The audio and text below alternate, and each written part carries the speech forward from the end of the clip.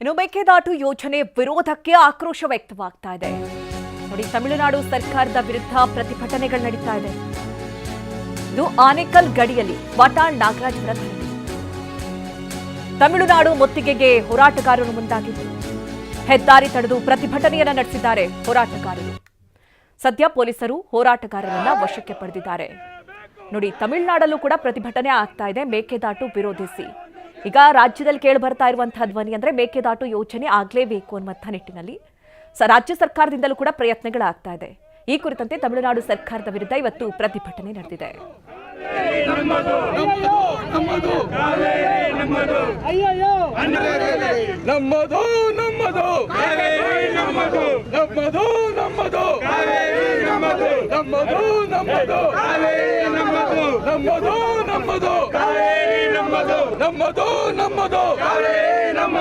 August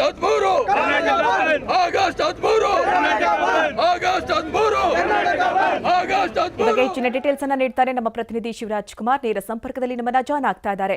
Shivraj, ಈಗ ಗಮನಿಸ್ತಾ ಇರೋ ಹಾಗೆ ಆಗಸ್ಟ್ 13ಕ್ಕೆ ಬಂದ್ ಅನ್ನ ಘೋಷಣೆ ಮಾಡಲಾಗಿತ್ತು, ಒಂದು ಪ್ರಾಧಿಕಾರದ ಆದೇಶದ ವಿರುದ್ಧವಾಗಿ ಕಾವೇರಿ ನೀರು ಇಷ್ಟು ಪ್ರಮಾಣದಲ್ಲಿ ಬಿಡಬೇಕು ಅನ್ನುವಂಥ ಕುರಿತು. ಈಗ ಮಳೆ ಹೆಚ್ಚಾದಂತಹ ಪರಿಣಾಮದಿಂದಾಗಿ ಸರಾಗವಾಗಿ ನೀರು ಹರಿದು ಹೋಗ್ತಾ ಇದೆ. ಆದ್ರೂ ಕೂಡ ವಾಟಾಳ್ ನಾಗರಾಜ್ ಅವರು ಬಂದನ್ನ ಘೋಷಣೆ ಮಾಡಿದ್ದಾರೆ, ಬಂದನ್ನ ಆಚರಿಸ್ತೀವಿ ಅಂತ ಹೇಳ್ತಾ ಇದ್ದಾರೆ. ಎಲ್ಲರೂ ಸಪೋರ್ಟ್ ಮಾಡಬೇಕು ಅಂತ ಕೂಡ ಕೇಳ್ತಾ ಇದ್ದಾರೆ. ಏನಿದರ ರೀಸನ್ ಶಿವರಾಜ್? ಮಧುನಾಗರಾಜ್, ಪ್ರತಿ ಬಾರಿಯೂ ಈ ಒಂದು ಕಾವೇರಿ ವಿಚಾರ ಬಂದಂಥ ಸಂದರ್ಭದಲ್ಲಿ ರಾಜ್ಯದಲ್ಲಿ ಈ ಒಂದು ಕನ್ನಡ ಪರ ಹೋರಾಟ ಸಂಘಟನೆಗಳು, ರೈತಪರ ಸಂಘಟನೆಗಳು ಈ ಒಂದು ಬಂದ್ಗೆ ಕರೆ ಕೊಡೋದು ಸರ್ವೇ ಸಾಮಾನ್ಯ. ಈ ಬಾರಿ ಕೂಡ ಅದೇ ರೀತಿಯಾಗಿ ವಾಟಾಳ್ ನಾಗರಾಜ್ ಬಣ ಈ ಒಂದು ಬಂದ್ಗೆ ಕರೆ ಕೊಡ್ತು. ಒಂದಷ್ಟು ಕನ್ನಡ ಪರ ಸಂಘಟನೆಗಳು ಕೂಡ ಅದಕ್ಕೆ ಬೆಂಬಲ ಕೊಟ್ಟಿದ್ರು. ಪ್ರವೀಣ್ ಶೆಟ್ಟಿ, ಸಾರಾ ಗೋವಿಂದ್ ಎಲ್ಲರೂ ಕೂಡ ಒಂದು ಬೆಂಬಲವನ್ನು ಘೋಷಿಸಿದ್ರು. ಆದರೆ ಕರವೇ ಇನ್ನೊಂದು ಬಣ, ನಾರಾಯಣಗೌಡರ ಬಣ, ನಾವು ಯಾವುದೇ ಕೂಡ ಬಂದ್ಗೆ ಬೆಂಬಲ ಕೊಡೋದಿಲ್ಲ, ನಾವು ಹೋಗಿ ದೆಹಲಿ ಜಂತರ್ ಮಂತರ್ನಲ್ಲಿ ಇದರ ವಿರುದ್ಧ ಹೋರಾಟ ಮಾಡ್ತೀವಿ ಅನ್ನೋ ಮಾತುಗಳನ್ನ ಹೇಳಿದರು. ಇಲ್ಲಿ ನಾವೀಗ ಗಮನಿಸಬೇಕಾಗಿರುವಂಥದ್ದು, ಯಾವಾಗ ಮಳೆ ಬಂದು ಈಗ ಈ ಒಂದು ಕಾವೇರಿ ಸಮಸ್ಯೆ ಸ್ವಲ್ಪ ಮಟ್ಟಿಗೆ ಕಡಿಮೆ ಆಯಿತು, ಆಗ ಎಲ್ಲ ಒಂದಷ್ಟು ಬಹುತೇಕ ಕನ್ನಡಪರ ಸಂಘಟನೆಗಳು ಈಗ ಹಿಂದೆ ಸೇರುವಂಥ ಮಾತುಗಳನ್ನು ಆಡ್ತಾ ಇದ್ದಾರೆ. ನಾನು ಈಗಷ್ಟೇ ಕರೆ ಮಾಡಿ ಸಾರಾ ಗೋವಿಂದ್ ಅವ್ರಿಗೆ ಮಾತಾಡೋಂಥ ಪ್ರಯತ್ನ ಮಾಡಿದೆ. ಆಗ ಅವರು ಮಾತಾಡೋಂಥ ಸಂದರ್ಭದಲ್ಲಿ ನಾನು ಕಂಪ್ಲೀಟಾಗಿ ಬಂದ್ಗೆ ವಿರೋಧ ಮಾಡ್ತಾ ಇದ್ದೀನಿ, ನಾನು ಬಂದ್ಗೆ ಭಾಗವಹಿಸಿಲ್ಲ, ಬಂದ್ ನಾವು ಯಾವುದೇ ಕಾರಣಕ್ಕೂ ಮಾಡೋದಿಲ್ಲ ಅಂತ ಸಾರಾ ಗೋವಿಂದ್ ಅವರು ಹೇಳ್ತಾ ಇದ್ದಾರೆ. ನಾವು ಗಮನಿಸ್ಬೋದು, ಇಲ್ಲಿ ಸಾರಾ ಗೋವಿಂದ್ ಅವರು ಕೂಡ ವಾಟಾಳ್ ನಾಗರಾಜ್ ಅವರ ಬಣದಲ್ಲಿ ಗುರುಸ್ಕೊಂಡಂಥವರು ಹಿರಿಯ ಹೋರಾಟಗಾರರು. ಅವರೇ ಖುದ್ದು ಈಗ ನಾವು ಬಂದ್ರಿಂದ ಹಿಂದೆ ಸರಿತಾ ಇದ್ದೀವಿ ಅಂತ ಹೇಳ್ತಿದ್ದಾರೆ.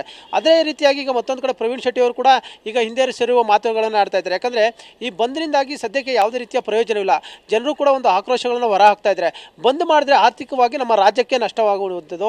ಜೊತೆಗೆ ಪ್ರತಿ ಬಾರಿಯೂ ಕೂಡ ಈ ಒಂದು ಬಂದಾದಂಥ ಸಂದರ್ಭದಲ್ಲಿ ಈ ದಿಲಗೂಲಿ ನೌಕರರು, ಓಲಾ ಉಬರ್ ಓಡಿಸುವಂಥವ್ರು, ಬೇರೆ ಬೇರೆ ಕೆಲಸವನ್ನು ಅವಲಂಬಿಸೋರು, ಜೊತೆಗೆ ಇಲ್ಲಿ ಬೇರೆ ಬೇರೆ ಭಾಗದಿಂದ ಬಂದು ಹೋಟೆಲ್ಗಳಿಗೆ ಅವಲಂಬಿಸೋರು, ಅವರೆಲ್ಲರೂ ಕೂಡ ನಷ್ಟ ಉಂಟಾಗುತ್ತೆ. ಈಗಾಗಲೇ ಹೋಟೆಲ್ ಉದ್ಯಮದವರು ಕೂಡ ನಾವು ಬಂದ್ಗೆ ಬೆಂಬಲ ಕೊಡೋದನ್ನು ಮಾತುಗಳು ಹೇಳ್ತಾ ಇದ್ದಾರೆ.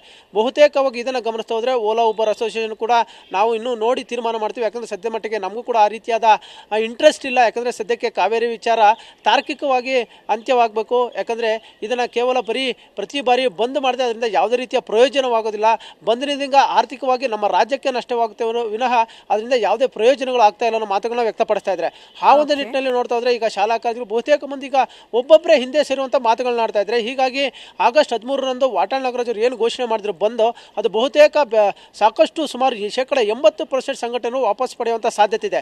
ಈಗ ವಾಟಾಳ್ ನಾಗರಾಜ್ ಅವರು ಮಾತ್ರ ನಾನು ಹೋರಾಟ ಮಾಡ್ತೀನಿ ಅಂತ ಹೇಳ್ತಿದ್ರೆ, ಕಳೆದ ಬಾರಿ ಇದೇ ರೀತಿಯಾಗಿ ಘೋಷಣೆ ಮಾಡಿ ವಾಟಾಳ್ ನಾಗರಾಜ್ ಅವರು ಮಾತ್ರ ಒಂದು ಪ್ರತಿಭಟನೆ ಮಾಡಿದ್ರು.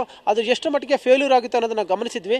ಈಗಲೂ ಕೂಡ ಈಗ ಯಾಕೆಂದರೆ KSRTC, BMTC ಇರುತ್ತೆ, ಸಾರಿಗೆ ನೌಕರರು ಇರ್ತಾರೆ, ಇವೆಲ್ಲವೂ ಇದ್ದರೆ ಯಥಾವತ್ತಾಗಿ ಬಂದು ಯಶಸ್ವಿ ಆಗೋದಿಲ್ಲ. ಆ ಒಂದನ್ನು ಗಮನಿಸ್ತಾ ಹೋದರೆ ಸದ್ಯಕ್ಕೆ ಈ ಬಂದು ಖಂಡಿತವಾಗ್ಲೂ ಆಗಸ್ಟ್ 13ಕ್ಕೆ ನಡೆಯೋದು ಡೌಟ್ ಅನ್ನೋದು ಸ್ಪಷ್ಟವಾಗ್ತಾ ಇದೆ. ಮಧು ನಾಗರಾಜ್, ಓಕೆ, ಥ್ಯಾಂಕ್ ಯು ನಿಮ್ಮೆಲ್ಲ ಡೀಟೇಲ್ಸ್ಗಾಗಿ.